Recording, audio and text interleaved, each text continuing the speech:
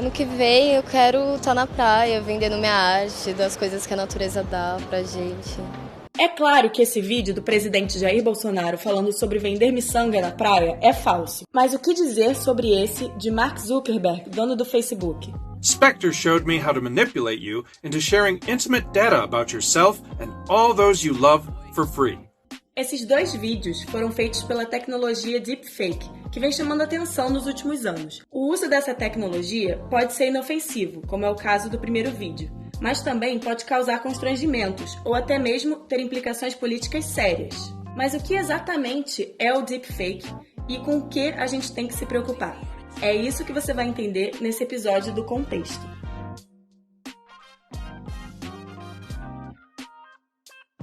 A ideia de desenvolver programas que simulem vídeos de pessoas fazendo ou dizendo coisas que elas nunca diriam não é exatamente nova. Em 1997, pesquisadores americanos publicaram o programa Video Rewrite, que substituía automaticamente os movimentos da boca de uma pessoa a partir de uma nova trilha de áudio. This is Video Rewrite.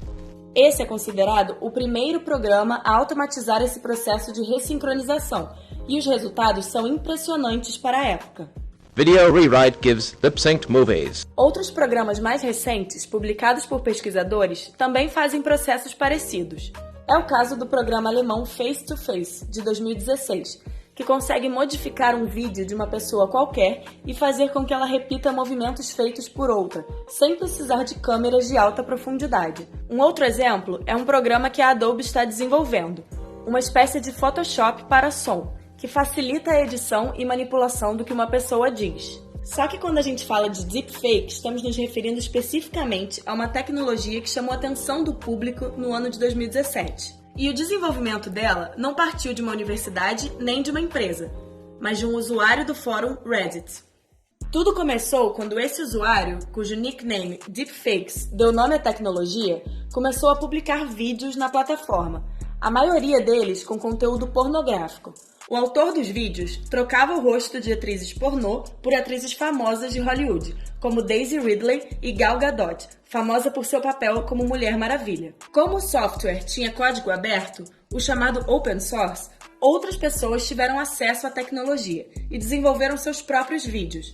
Um deles foi o brasileiro Bruno Sartori, que virou expert em deepfakes e tem um canal de YouTube onde posta suas produções. E acabei caindo num fórum do Reddit, onde o pessoal estava usando uma tecnologia diferente que me chamou a atenção, que era muito realística, estava usando para poder colocar o rosto de pessoas famosas em vídeos pornôs. Era uma tecnologia que tem um uso bastante formidável e estavam utilizando de uma forma tão esdrúxula. Eu passei a me interessar pela tecnologia, estudei, levei 6 meses para chegar no meu primeiro vídeo. Então isso acabou me fazendo treinar para melhorar as minhas técnicas e chegar ao resultado que eu tenho hoje.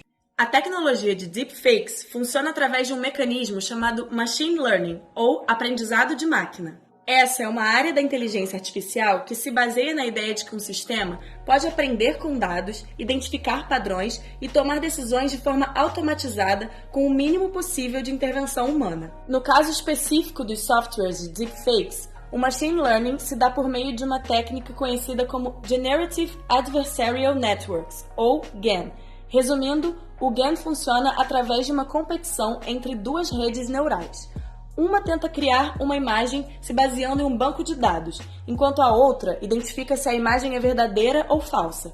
É um pouco complicado mesmo de entender, mas o Bruno Sartori explica. Primeiro eu tenho que criar um banco de dados para que essa nossa inteligência artificial possa analisar. Então eu busco aí vídeos, desses vídeos eu extraio milhares de imagens, cerca de 6 a 8 mil imagens, e eu coloco essa AI, essa inteligência artificial para analisar essas imagens. Essa AI é composta de duas redes neurais, uma que vai tentar gerar a imagem e outra que vai conferir se essa imagem ela é real. Então, quando uma rede cria uma imagem e a outra checa, quando a que checa vê que aquela imagem não é verdadeira, ela avisa para a primeira rede que vai tentar melhorar esse primeiro arquivo. Então ela vai tentar de novo gerar um arquivo melhor. E assim por diante, uma rede fica tentando enganar a outra e no momento que a rede de verificação não consegue mais verificar que aquela imagem é falsa, na próxima vez que a primeira rede mandar para ela uma nova imagem, ela já vai detectar e vai falar que é falsa e a primeira rede vai tentar de novo melhorar. Como toda tecnologia, o deepfake não necessariamente tem seu uso restrito a coisas ruins, como colocar celebridades em vídeos pornográficos. No caso do Bruno Sartori, por exemplo, seu principal objetivo é humorístico. Da mesma forma, há na internet uma profusão de vídeos com o ator Nicolas Cage protagonizando uma cena de algum filme que ele nunca fez. Só que um tipo específico de aplicação do deepfake vem causando preocupação. É a possibilidade de usar esses vídeos falsos para fins políticos. Em 2018, essa filmagem do ex-presidente dos Estados Unidos, Barack Obama, viralizou. President Trump is a total and complete dipshit. A peça chamou atenção pela verossimilhança e pelo fato de ter sido dublada pelo Jordan Peele. Trata-se de um deepfake produzido pelo software Fake App, que é gratuito e de fácil acesso. Mas é claro que dá para perceber que o vídeo é falso. Ninguém nunca cairia, certo? Não exatamente. Um outro vídeo, que viralizou em maio deste ano, mostra a presidente da Câmara dos Representantes dos Estados Unidos, a democrata Nancy Pelosi, aparentemente bêbada, enquanto proferia um discurso. Muita gente caiu, inclusive o presidente Donald Trump, que tuitou a gravação dizendo que a sua adversária estava gaguejando. Segundo um especialista em tecnologia, Marcelo Coutinho, esse tipo de vídeo usado como fake news tem o potencial de confundir muita gente e ampliar ainda mais o grau de radicalização na política contemporânea. E em países onde a alfabetização digital não é avançada, como o Brasil, isso fica ainda mais perigoso. É claro que uma pessoa que tem um acesso razoável à educação formal, isso não é um privilégio da educação formal, mas ela ajuda. Essa pessoa tem chance de ter uma maior consciência crítica. Então, a única maneira, principalmente num país com baixos níveis de escolaridade e com questões ainda precárias de escolarização, como é o Brasil, é aquilo que eu chamo de alfabetização midiática. Então, esse tipo de coisa é que é capaz de gerar uma consciência crítica no indivíduo para ele, mesmo vendo um deep fake news perfeito do ponto de vista tecnológico, falar, não, isso aqui é tão absurdo que é falso. Nos Estados Unidos, essa discussão tem aparecido com frequência na campanha política para as eleições de 2020. Por parte dos governos, a resposta para lidar com a disseminação em massa de deepfakes é praticamente inexistente. Por outro lado, muito tem se cobrado das empresas líderes em redes sociais a respeito de algum mecanismo de detecção desse tipo de deepfakes. Recentemente, os artistas ingleses Bill Posters e Daniel Hall publicaram nas redes sociais um vídeo em que Mark Zuckerberg, dono do Facebook, revela, entre aspas, a verdade sobre sua companhia. I wish I could keep telling you that our mission in life is connecting people, but it isn't.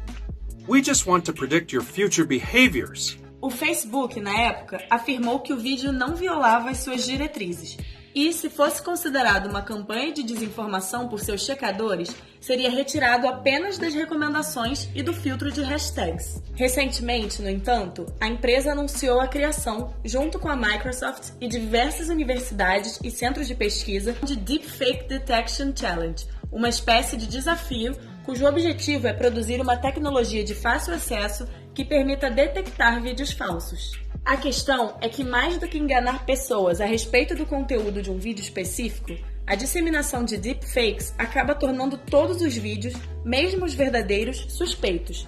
Pode-se alegar, por exemplo, que um vídeo verdadeiro é deepfake, da mesma forma que notícias verdadeiras são constantemente chamadas de fake news. Se a solução não vem de cima, ou seja, das empresas e do governo, o que se pode fazer é ficar atento e lembrar de sempre checar as fontes.